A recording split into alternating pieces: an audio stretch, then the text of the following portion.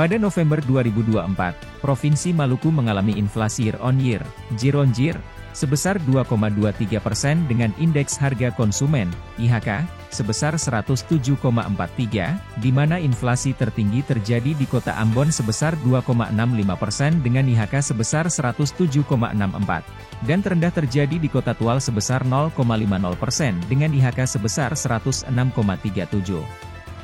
Hal tersebut disampaikan dalam rilis berita resmi statistik, pada Senin, 2 Desember 2024, berpusat di kantor Badan Pusat Statistik Provinsi Maluku, yang dihadiri oleh penjabat Gubernur Maluku Sadali Ai, dan Kepala BPS Provinsi Maluku Marib J. Patiwailapia.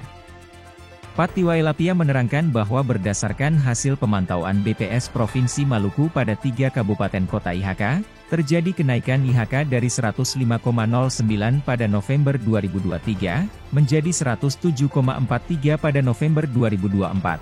Sementara inflasi M2M sebesar 0,25% dan tingkat inflasi year-to-date sebesar 1,69%. Sebagaimana tadi disampaikan, kita akan menyampaikan beberapa indikator hari ini. Ada 6 indikator terkini yang perlu kita sampaikan. Kita akan mulai dengan perkembangan indeks harga konsumen. Inflasi November 2024 Provinsi Maluku secara mantuman sebesar 0,25%.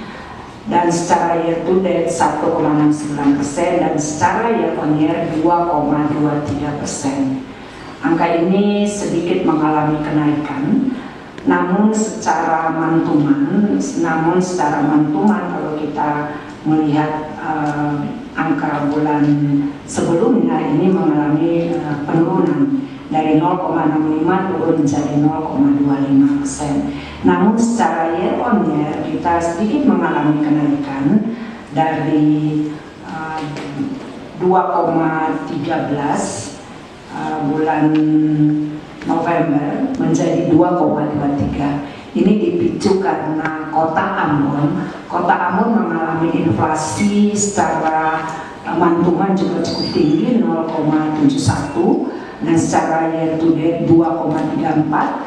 Dan secara year on year sudah di atas 2,5 yaitu 2,65%. Sebaliknya untuk Kota Tual dan Kabupaten Maluku Tengah secara mantuman mengalami deflasi, masing-masing Kota Tual mengalami deflasi yang cukup dalam 2,04% dan Maluku Tengah 0,11%. Sedangkan year on year Kota Tual mengalami inflasi 0,5%, Maluku Tengah mengalami inflasi 1,84%. Jadi Bapak Ibu untuk Maluku mengalami inflasi 2,23. Ini karena bobot untuk Kota Ambon cukup tinggi dengan inflasi 2,65. Selanjutnya kalau kita melihat tren, Bapak Ibu bisa lihat di sana tren kita sebetulnya secara mantuman kita mengalami kecenderungan penurunan, tapi secara year on year sedikit mengalami kenaikan. Kemudian kalau kita melihat top 5 ini yang menyumbang maupun menghambat inflasi, di sana ada yang menyumbang ikan cakalang dengan andil 0,24. Secara mantuman ada bawang merah, ada lemon, ada tomat, dan ada ikan tongkol. Kemudian yang penghambat artinya ada juga jenis ikan yang harganya lebih murah, yaitu ikan layang atau ikan bunggol, cabai merah, cabai rawit, bayam, dan terong. Ini beberapa 5 komoditas yang penghambat inflasi, artinya harga lebih murah. Kemudian ada beras secara year on year, beras masih merupakan komoditas yang menyumbang inflasi dengan andil 0,39, nasi dengan lauk, kemudian emas perhiasan, tomat, dan sigaret mesin. Kemudian yang penghambat ada cabai rawit di sana, ada cabai merah, ikan layang, bensin, ikan selari. Contoh ada kebijakan nilai BBM kita juga mengalami penurunan. Selanjutnya Bapak Ibu kita masuk ke indikator nilai tukar petani. Nilai tukar petani kita di Maluku sudah mulai berangsur-angsur membaik, namun belum mencapai angka 100. Jadi NTP kita 99,75 mengalami kenaikan 1,08%. Bila kita bandingkan dengan Indonesia, NTP-nya sudah 121,29 dengan kenaikan 0,49. Kemudian kalau kita melihat secara nasional, ada 23 provinsi mengalami peningkatan dan 5 provinsi mengalami penurunan. Kita lihat grafiknya di sana, NTP kita terus mulai dari Agustus mengalami penurunan, namun sudah kecenderungan membaik di November. Dan kita berharap untuk bulan-bulan ke depan NTP kita sudah semakin baik, sehingga nilai tukar atau daya tukar petani kita juga semakin membaik. Selanjutnya, Bapak Ibu, komoditas yang menyumbang secara mantuman indeks konsumsi rumah tangga, di sana ada ikan tembang, ada ikan cakalang, dan ikan tongol dengan andil masing-masing. Bapak Ibu bisa lihat di sana. Kemudian yang penghambat kenaikan indeks rumah tangga itu juga secara mantuman, ada cabai rawit, cabai merah, dan ikan layang. Ini tadi juga secara inflasi di kota juga cabai penghambat inflasi. Kemudian beberapa subsektor yang penyumbang mendorong nilai tukar petani kita mengalami kenaikan. Di sana ada tanaman pangan dengan kenaikan 1,47%. Kemudian tanaman perkebunan rakyat 2,56, namun yang mengalami penurunan pada subsektor hortikultura minus 3,76. Kemudian untuk NTUP juga polanya mirip dengan NTP, tanaman pangan kenaikan 154, sedangkan hortikultura juga mengalami penurunan 3,82%, sedangkan sisanya mengalami kenaikan. Selanjutnya, Bapak Ibu, kita masuk dengan indikator ekspor dan impor. Ekspor Maluku melalui Pelabuhan Maluku secara mantuman senilai 8,15 juta US dollar atau mengalami kenaikan 32,16%. Dengan ekspor Maluku melalui pelabuhan luar Maluku itu sebesar 2,61 juta US dollar, dan ini juga sedikit mengalami penurunan 36,15%. Jadi nilai ekspor menurut pelabuhan muat di Yosudarso itu sebesar 7,67 juta US dollar atau sebesar 94,19% dari total ekspor. Kemudian lewat Bandara Patimura 0,47 juta atau sebesar 5,81%. Grafik ekspor dari pelabuhan Maluku dan perkembangan impor, Bapak Ibu bisa lihat di sana. Impor kita masih tinggi sehingga kita masih mengalami defisit. Nanti pada gambar berikut Bapak Ibu bisa lihat untuk negara tujuan ekspor kita, Tiongkok paling banyak, kurang lebih 68,52% dengan total nilai ekspor 5,58 juta US dollar.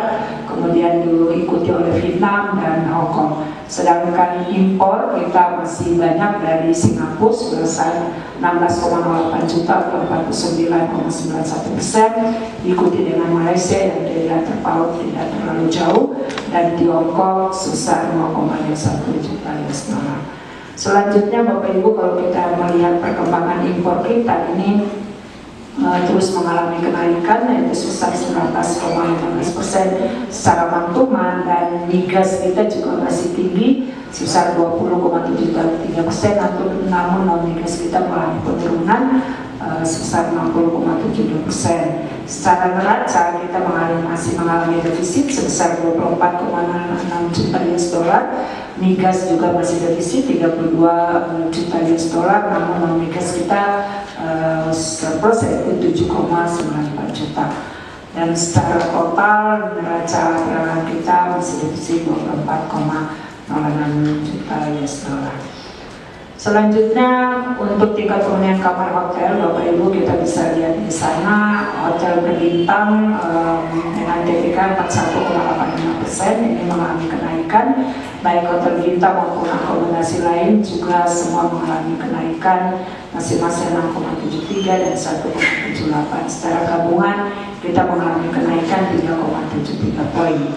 Kemudian kalau kita melihat tingkat penghunian kamar hotel menurut kelas hotel, Bintang 1 itu dari bintang 1 sampai bintang 4 mengalami kenaikan, namun yang paling tinggi mengalami kenaikan 13,7% di bintang 4 dengan nilai PPK-nya sebesar 73,19%. Selanjutnya kita bisa lihat grafik di sana secara gabungan ini ada kecenderungan naik Bapak Ibu, baik hotel bintang maupun akomodasi lain.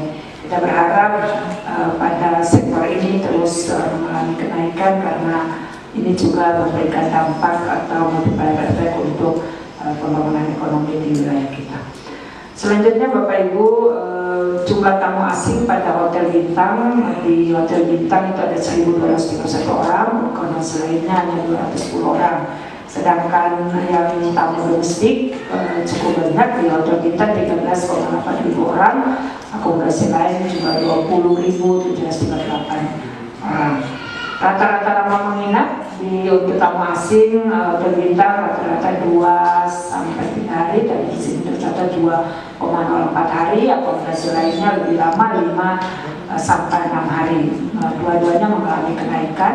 Kemudian untuk tamu domestik menginap rata-rata 1 sampai 2 hari, namun mengalami penurunan 0,1 poin. Akomodasi lainnya 1 juga sampai 2 hari dengan nilai 1,44 hari atau mengalami kenaikan 0,06 poin.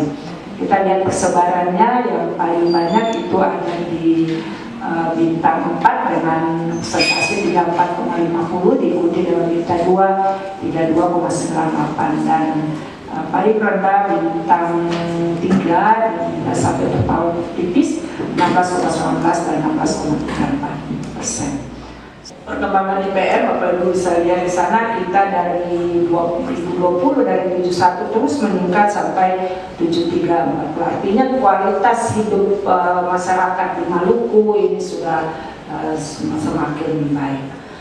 Di tempat yang sama juga, Sadali atas nama pemerintah Provinsi Maluku, menyampaikan terima kasih dan memberikan apresiasi kepada pimpinan dan jajaran BPS Provinsi Maluku yang telah bekerja keras dan profesional.